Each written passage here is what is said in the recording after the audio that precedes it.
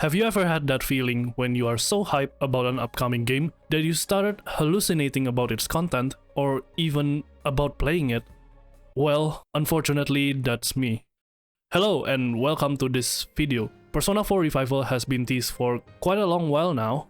If it wasn't obvious already, I, for one, am very excited about the release of Persona 4 Revival. So much that I started thinking or hoping for what they would add to Persona 4 Revival. This video is basically that.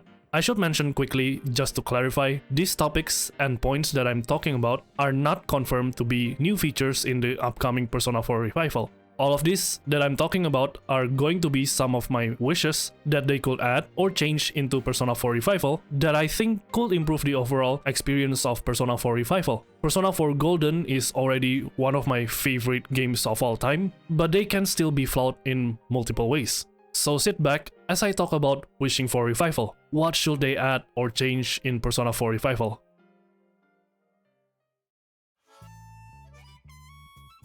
Let's start with one of the most important things to change whenever the topic of Persona 4 comes to light: Marie.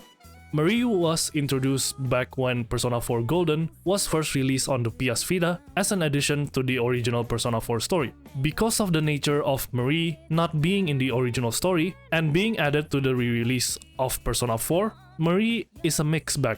On one hand, a portion of the community liked her for her personality and banter with the MC and the other party members as well, but on the other hand, her being sloppily stapled into the story, plus some of her cringy moments and poems, the other parts of the community did not like her that much or even straight up hate her. As someone who likes Marie and at least tolerates her cringy poems and moments, I'd have to say her execution left a lot to be desired.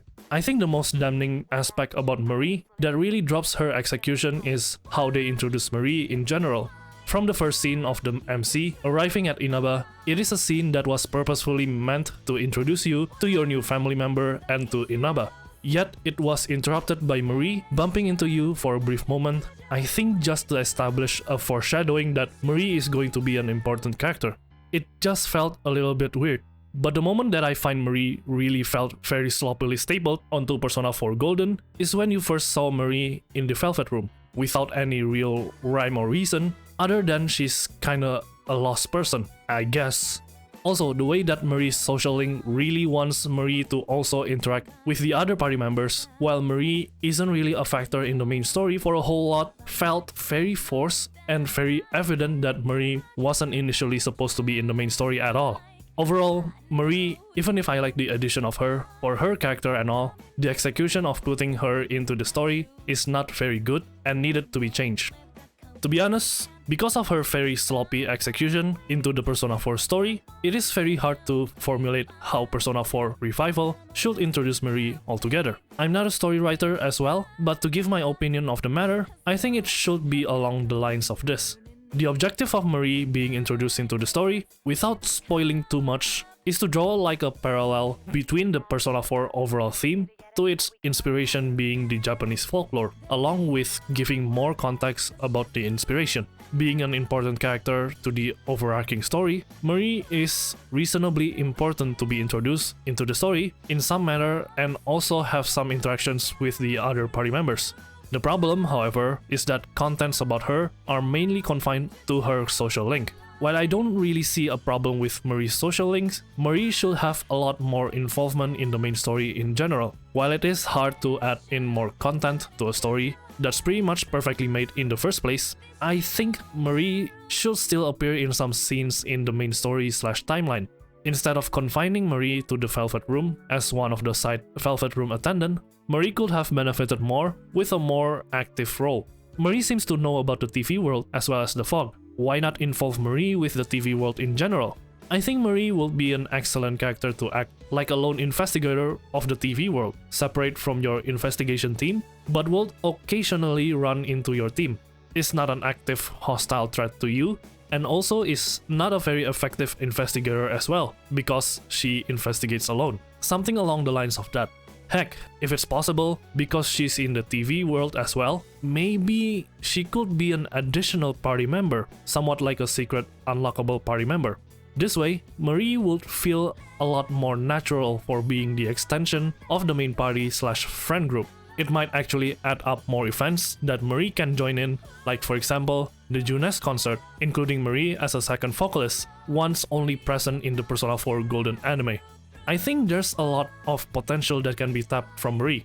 But that being said, I personally don't think this will happen, as this might be too ambitious of a rework. But hey, a man can dream, and this is my overall wishlist for Marie in Persona 4 Revival. The next one is something that I can see coming to Persona 4 Revival for how minor or unimportant it is, but a very welcome addition if it actually gets added. It is the addition of Aika as a minor character. So for those who don't know, Aika is a very minor character that originates from Persona 4 the animation. She is the daughter of the owner of Aya Restaurant, which is a very prominent place in the game for the infamous Beef Bowl challenge to effectively rank up your social stats. Aika is apparently briefly mentioned in some instances of the game when you visit the restaurant, but sadly didn't make the cut into the game. But her inclusion in some comedic scenes of Persona 4 the animation makes Aika to be one of the fan favorites, despite being essentially a background character. Personally, I really like the scenes that includes Aika in the anime, mostly because of how comedic it is to see a stoic-looking girl who is very capable of hard labor due to her family business come into a Persona 4 scene to add more chaos for some of her absurd traits. She's a very fun character in all of her scenes, and it is very welcome for her to be added into Persona 4 Revival as some sort of a reason for, let's say, modernizing the game systems, like a quick delivery for items or consumables, or just as an addition to more schools slash countryside scenes in general to add more life into the game. More things that might get added that people frequently talk about is the possibility of a new team outfit over the usual school uniform. This idea sparked after Persona 5 had the team change into Phantom Thief attire because of the Metaverse rules. Plus, when Persona 3 Reload implements a new set of outfits for Cs, which goes alongside with the new Theurgy mechanic, to go with the pattern of new battle outfits to make party members more distinct in combat while fighting shadows. We kinda expected that Persona 4 Revival would introduce like a new event that introduces you to the creation of that new outfit. And the most plausible answer to that would just probably be that Kanji or her mother making investigation clothes for the team, or at the very least, some accessories to signify that they are a team. To be honest, this point is not very necessary in my own opinion, and also it's kinda counterintuitive for them to have distinct clothes slash accessories, because from the first operation to the TV world, it was said that it is necessary for them to wear school uniforms to make them inconspicuous and to hide them bringing a weapon. Which is a question in itself, but there's a reason to wear that school uniform. But nevertheless, getting new costumes will be great, and I think the reason that will be mostly suited for them is that it's just a fun cosplay thing that young teenagers would want to try out. And while we're at it, I think it would be great if a part of the accessory that will get added as a batch of new costumes is a bag to carry each character's weapons. It would make concealing weapons into Junes not very questionable, while making the costume look better. Persona 4 Golden was released with amazing receptions despite being locked in the PS Vita. However, despite the glowing receptions, in retrospect, there's one amongst few things that didn't bode well with the community. What I'm talking about is the fog, or rather the lack thereof. One of the few symbolism in the Persona 4 narrative is the fog, coming in every now and then. I guess as like a driving point on what the Persona 4 story is all about. On the initial release of Persona 4 on the PS2, the fog is very prominent not just because of the narrative, but it is also to mask out the limitation of the hardware at that time, setting up fogs to decrease the rendering load for the PS2.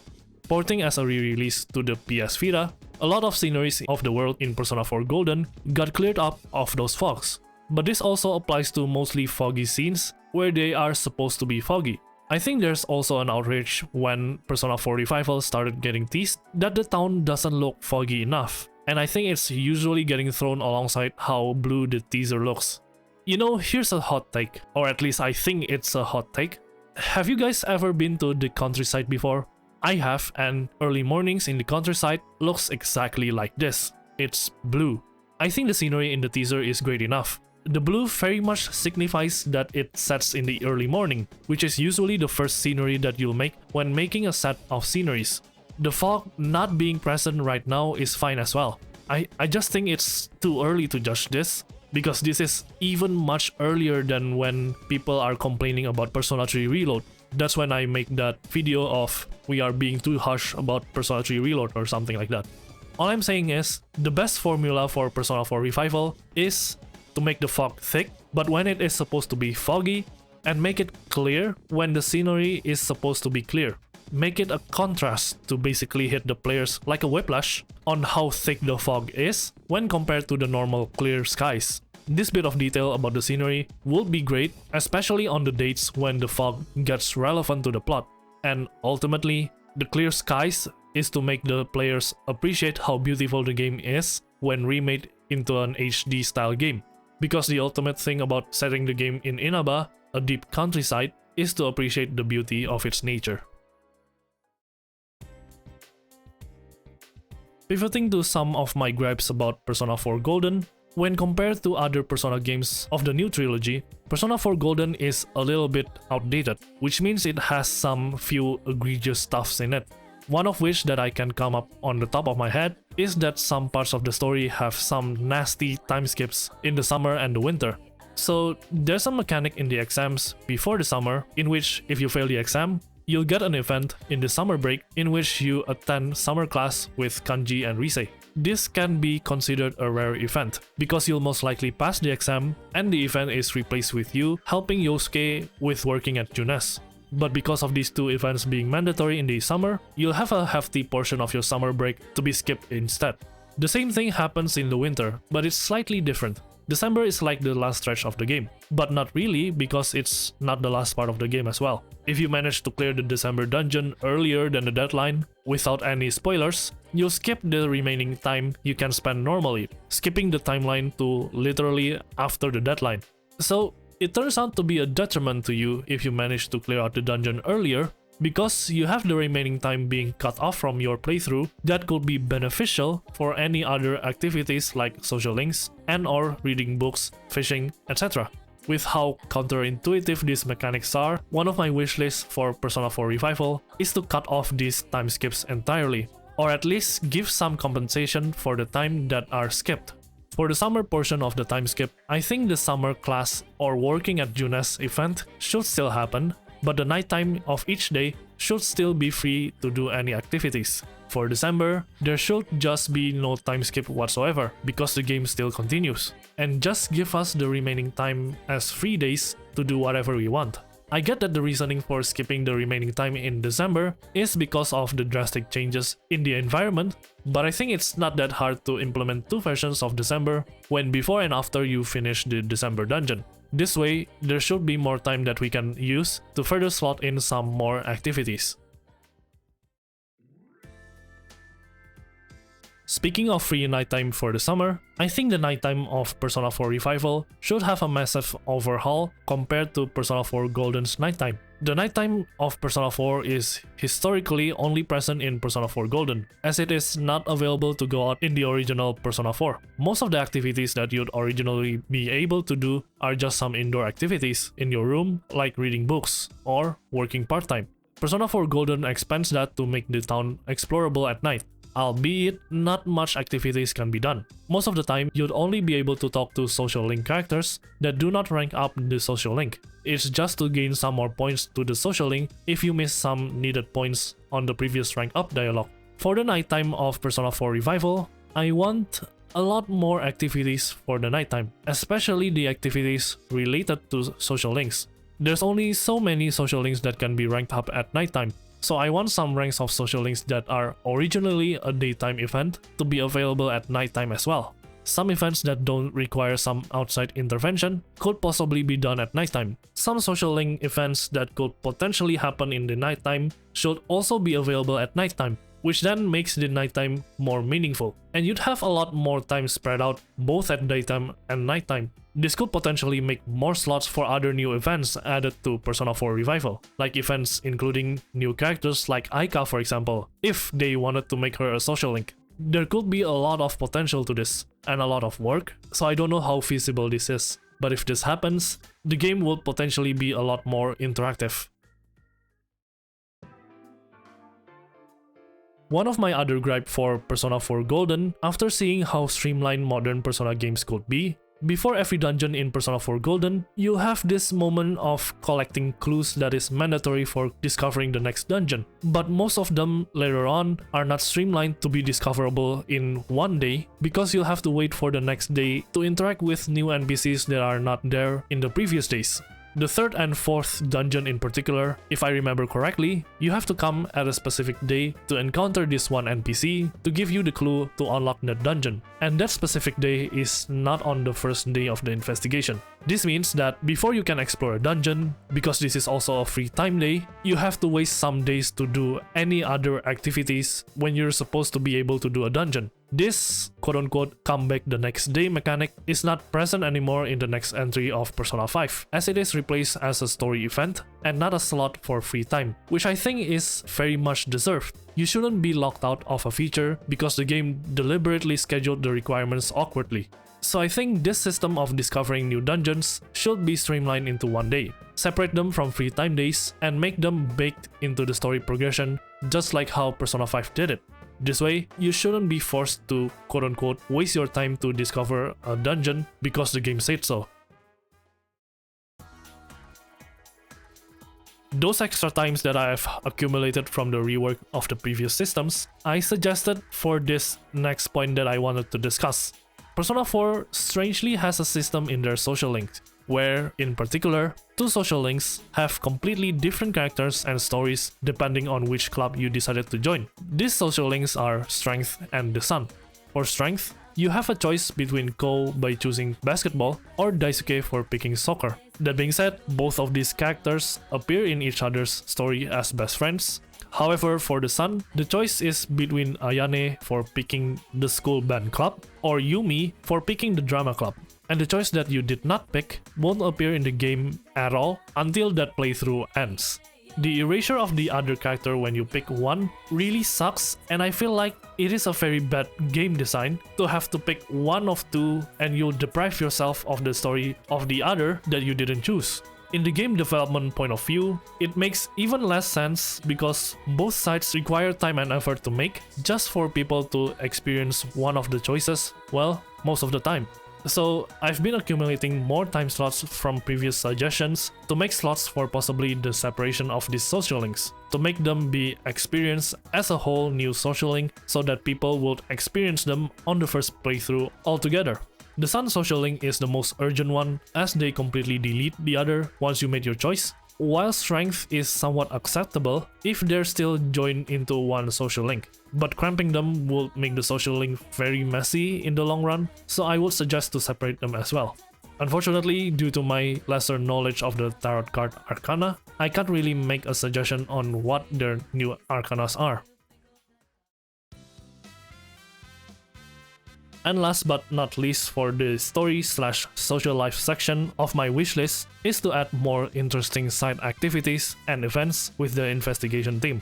As the group that I would think is the group that has the best chemistry and banter with each other when compared with other Persona groups, I would want more side group events and activities that encompasses either one of them or all of them altogether. Some slots are still very much open, like Halloween Day. It was dedicated to a quick skip event that nothing really happens and you suddenly get a costume. There's a surprising amount of events like this in Persona 4 Golden, and it could be a great deal to rework them into a fleshed out hangout event with your team. On top of that, side activities similar to playing billiards and darts in Persona 5 Royal are very much welcome to Persona 4 Revival, where the investigation team could hang out in multiple different hangout spots. Being in the countryside, there has to be a lot of potential on the outdoor natural spots to hang out in, and having Junes and the nearby mall as the source for indoor hangout spots. It's been 40 minutes since I recorded this, and I really underestimate how much I will talk for this video, and my throat is pretty dry right now because I'm not really used to talking for a long period of time.